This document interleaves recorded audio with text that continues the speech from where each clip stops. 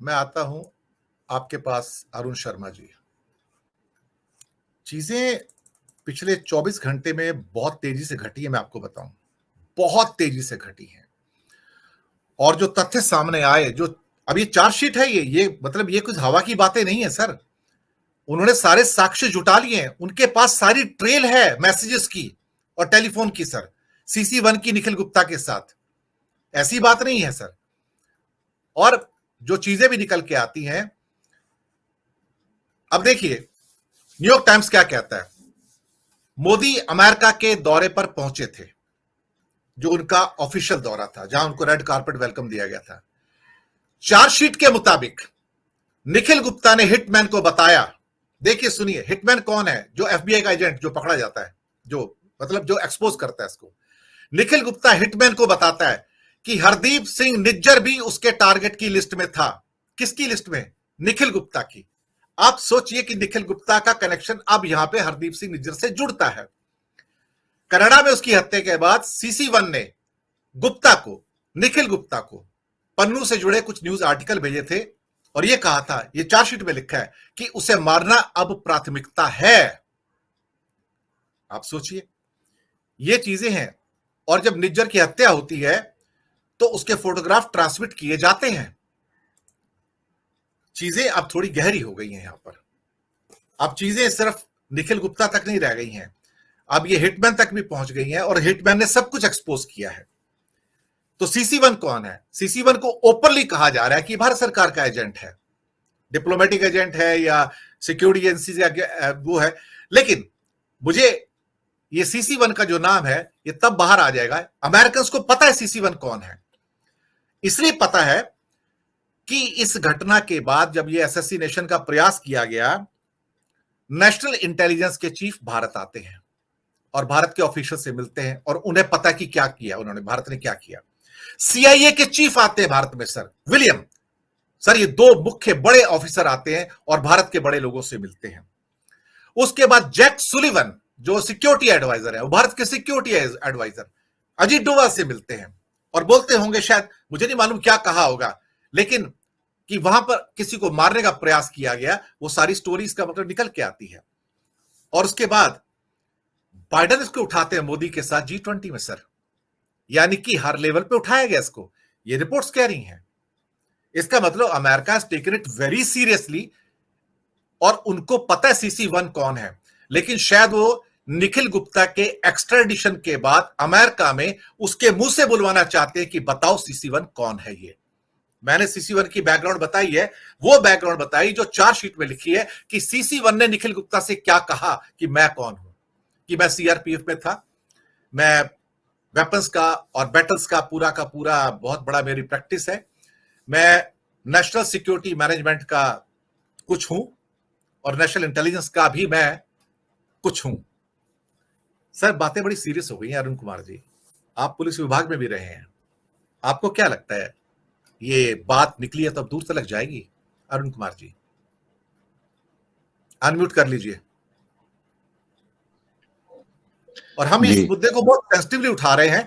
हम भारत के ऊपर किसी दोषारोपण की बात नहीं कर रहे हैं, हम बात सिर्फ ये कर रहे हैं कि जो अमेरिका की चार्जशीट में आया है और ये सारे जो विजिट हुए हैं, जैक सुलिवन का हो, विलियम का हो, हेन्स का हो या बाइडेन ने इस बात की ओर इंगित कराया, मैं उसकी गंभीरता की ओर इशारा कर रहा हूं कि कनाडा के साथ जो आपने किया वो बहुत कम था, आपको अमेरिका के साथ अगर करना है तो ज्यादा करना पड़ेगा, क्योंकि यहां पे चुप्पी है। शर्मा जी जी, जहां तक इस केस की बात है, यह बहुत ही संवेदनशील है, पहली बात।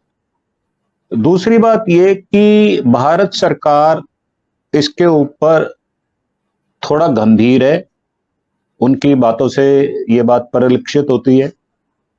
जो पूर्व में कनाडा के अंदर भारत के उच्चायुक्त रहे संजय वर्मा जी, उन्होंने भी यह बात कही है कि भारत सरकार पूरा सहयोग करेगी। और अरिंदम जो है डायरेक्टर हैं हमारे, उन्होंने भी 18 नवंबर को विदेश मंत्रालय के प्रवक्ता विदेश मंत्रालय में जी तो उन्होंने भी 18 नवंबर को एक समिति गठित की है उच्च स्तरीय, इसमें भी कोई दो राय नहीं है। अब बात CC1 की आती है, ले देकर जो सारी डिपेंडेंसी है वो CC1 पर आ जाती है। हम नहीं जानते CC1 कौन है, और जितना मुझे अनुभव है मैं उस अनुभव के आधार पर आपको बता सकता हूं कि उसका खुलासा होगा नहीं, कभी भी नहीं होगा। उसको गुप्त रखा जाएगा हमेशा के लिए, क्योंकि जो पुलिस के या किसी भी एजेंसीज के, इंटेलिजेंस के, IB के, CBI के जो सूत्रधार होते हैं, उनको कभी भी एक्सपोज नहीं किया जाता। उसका कारण होता है कि उनको जान का खतरा हमेशा ही बना रहता है। तीसरी बात, इसमें जो भी प्रोसीडिंग अब तक सर इसमें CC1 पार्टली एक्सपोज्ड है। हाँ जी, अमेरिका को पता है, हमें नहीं पता। CRPF में काम कर चुका है जी जी, वो भारत की सिक्योरिटी मैनेजमेंट का कोई बहुत बड़ा है, वो भारत की नेशनल इंटेलिजेंस के अंदर उसका बहुत बड़ा रोल है, ये उसने खुद कहा है चार्टर्ड के अंदर जो कहा गया सर। तो वो पार्टली एक्सपोज है सर, नाम नहीं पता, बस ये है। जी, मैं आपकी सारी बात को मान रहा हूं, पर मैं इस बात की तस्दीक नहीं कर सकता कि CC1 सच बोल रहा है या झूठ बोल रहा है। उसका कारण है, जब हमारे जो जासूस बाहर पकड़े जाते हैं, एक पॉलिसी है कि हम उनको एक्सेप्ट नहीं करते, अगर हमारे ट्रेंड हो तब भी। ये एक बहुत ही सेंसिटिव इशू है, जिस पर बात करना, जिस पे कोई शब्द कहना, ये मैं सरकार में रहा हूं और मुझे पता है अंदर की बातों के बारे में, तो हम कभी भी इसको एक्सेप्ट नहीं करते। हाँ, ये मैं मानता हूं कि सरकार इसके ऊपर थोड़ी सीरियस है, और being a x government officer मैं ये मानता हूं कि सरकार को इसको गंभीरता से लेना भी चाहिए और ले भी रही है। अब बात यह आती है, जब तक इंटेरोगेशन ना किया जाए, अगर भारत सरकार इंटेरोगेशन नहीं करती, अगर हमें सुपुर्द नहीं किया जाता, या हमारे यहां से जो ऑफिसर्स जाते हैं वहां पर बातचीत करने के लिए, उनको नहीं मिलवाया जाता। ये पाकिस्तान के साथ भी बहुत सारे केसेस के अंदर ये हुआ, उन्होंने जेल में मिलवाया। उसके बावजूद जब किसी बंदे ने ये कहा कि मुझे यहाँ टीज किया जा रहा है या मुझे जबरदस्ती मनवाया जा रहा है, तो बहुत सारी बातें खुलने के बावजूद भी आपको याद होगा कि हमें उसकी डेड बॉडी मिली थी और उसके अंग भंग किए गए थे। तो जहां तक भारत सरकार की बात है, मैं उसका बचाव करूंगा, मैं उसके विरुद्ध कोई भी बात नहीं कहूंगा, क्योंकि इसमें मेरी या आपकी या किसी की भी इंटीग्रिटी शामिल होती है, और हम बेईमान नहीं है, ये बात बेसिकली ठीक है। हाँ, ये मैं मानता हूं कि एक दूसरे के देश अपने यहां से इंटेलिजेंस को भेजते हैं और उनकी बातचीत या वो क्या कर रहे हैं उसकी खबर वो रखते हैं। इंटेलेक्चुअल बायलैटरल रिलेशंस के अंदर ये चीजें जायज मानी जाती हैं, ये बहुत ज्यादा नाजायज बातें नहीं है। हाँ, ये मैं मानता हूं कि भारत का अगर इजरायलीकरण किया जाएगा तो वो भारत के लिए उचित नहीं होगा, और भारत के ऊपर लॉन्ग टर्म पे बड़ा खराब इफेक्ट आएगा उसके ऊपर, ये मैं मानता हूं। और हम कभी भी किसी का अनुसरण नहीं करते। हमारी जो विदेश नीति है, जो हमारे विदेशों से रिलेशन है, वो सॉफ्ट होने चाहिए और ऐसे होने चाहिए टुवर्ड्स प्रोग्रेस। अगर कोई बात खुली है, मैं ये भी एक्सेप्ट करता हूं कि कहीं ना कहीं कुछ गलती है, परंतु वो गलती जो है वो किस लेवल तक गई है, देखने वाली बात ये होगी। सच्चाई का पता मुझे जहां तक अनुभव है, उसको एकदम से पता नहीं किया जा सकता, थोड़ा वक्त लगेगा। जो हमारी उच्च स्तरीय जो बनाई गई है समिति, उसकी बातचीत को भी तवज्जो देनी पड़ेगी, और जो लोग भारत से बाहर उच्चायुक्त रहे हैं उनसे भी बात करके इसमें जो सेंसिटिविटी है बात की, और इंटरनेशनल लॉ क्या कहते हैं इस विषय में, वो बातें बहुत जरूरी हैं, इसमें कंसीडर होंगी।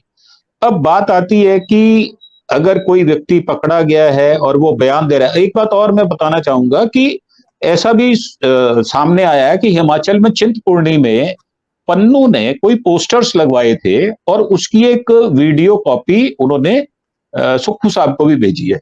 पता नहीं इसमें सच्चाई है या नहीं है, मुझे नहीं पता।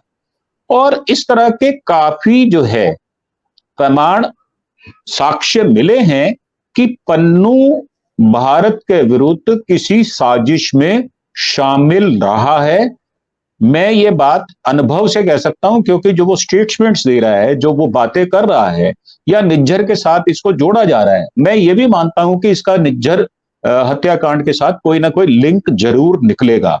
परंतु उसमें भारत सरकार किस लेवल पर और किस तरह से इन्वॉल्व है, देखने वाली बात यह होगी।